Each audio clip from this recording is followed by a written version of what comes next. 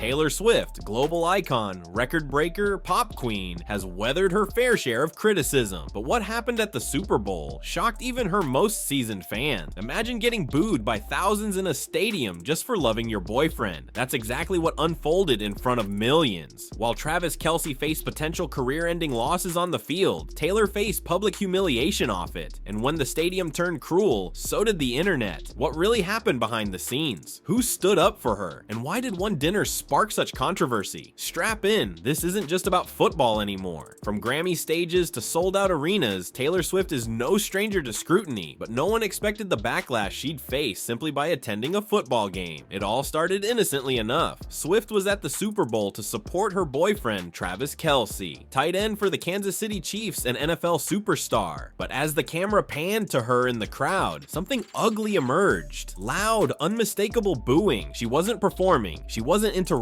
She was just present. And somehow, that alone was enough to make her a target. This wasn't the first time the public tried to make Taylor the villain. From award show interruptions to decades-long feuds and breakups dissected in the tabloids, she's been through the ringer. But the Super Bowl hit differently, not just because it was unexpected, but because of who it came from. Football fans. A community Taylor had gone out of her way to respect. Let's rewind. 2 days before the game, Taylor, Travis, and the Mahomes couple, Patrick and Brittany, dined at a high-end French restaurant in New Orleans. To any ordinary couple, that's a classy night out. But in the NFL world, that's breaking tradition. Super Bowl week is sacred. Players are expected to be laser-focused, heads down, prepping for the biggest game of their lives. So when Travis, arguably one of the most important players on the field, was spotted enjoying fine wine and duck confit just 48 hours before kickoff, eyebrows were raised. But that wasn't the only thing causing tension. The Chiefs had a lot riding on this game. With rumors swirling that this might be Travis Kelce's final NFL season, emotions were already high. Fans were anxious. The stakes couldn't have been higher. So when things started to fall apart on the field, 2 interceptions by Patrick Mahomes, a brutal 24-0 halftime deficit, and a stadium dominated by Eagles fans, frustration spilled over. And when the cameras found Taylor in the crowd, that anger redirected toward her. The booing was loud, clear, public, but Taylor didn't flinch. Instead, she delivered a signature Taylor move,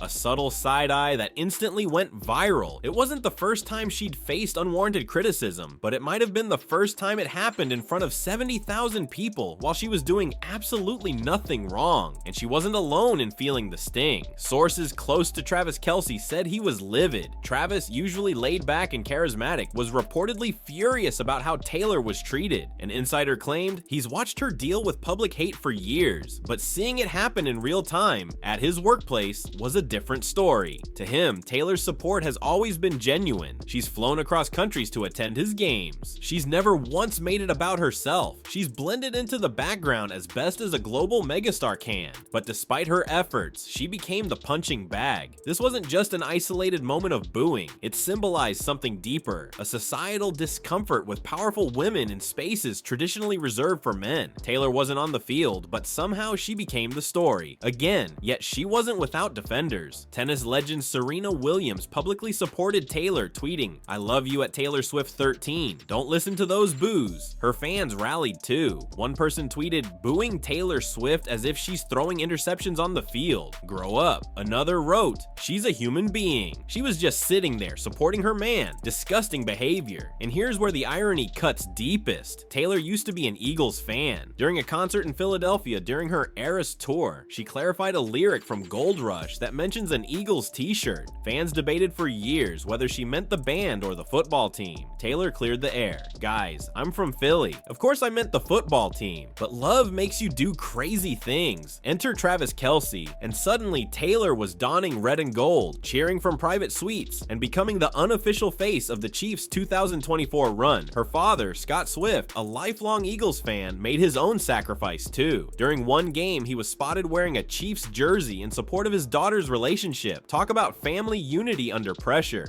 And Taylor herself? She addressed the drama with trademark wit. When Time magazine asked her about the backlash she faced for showing up to NFL games, she said, "I'm just here to support my man. If I'm annoying some dads, Brads, and Chads, so be it." Classic Taylor. Still, that didn't stop the narrative from spiraling. Critics argued that her presence was a distraction, that she was overshadowing the game, but fans and media personalities alike clapped back, pointing out that players' wives and girlfriends have been attending games for decades without incident. The difference? None of them are Taylor Swift. Even more infuriating to many was how quickly she was blamed for the Chiefs' performance. Forget that Mahomes threw 2 uncharacteristic interceptions. Forget that the Eagles' defense was playing out of their minds. In some corners of the internet, Taylor became the scapegoat. But for Travis, the booing wasn't just a PR issue. It was personal. Insiders say he was especially protective of Taylor after the game.